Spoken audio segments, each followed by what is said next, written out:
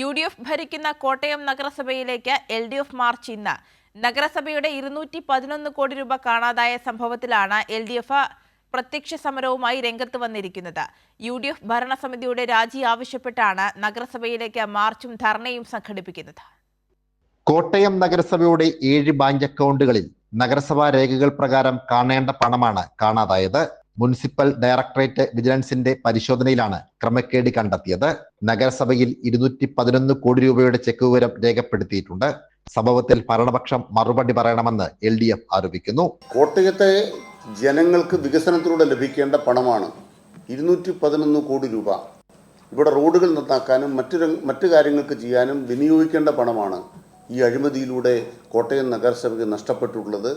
നഗരസഭയെ ബന്ദിയാക്കിക്കൊണ്ടാണ് UDFന്റെ ഭരണം 1/4 നൂറ്റാണ്ടായി ഈ കോട്ടയത്ത് നടക്കുന്നത്.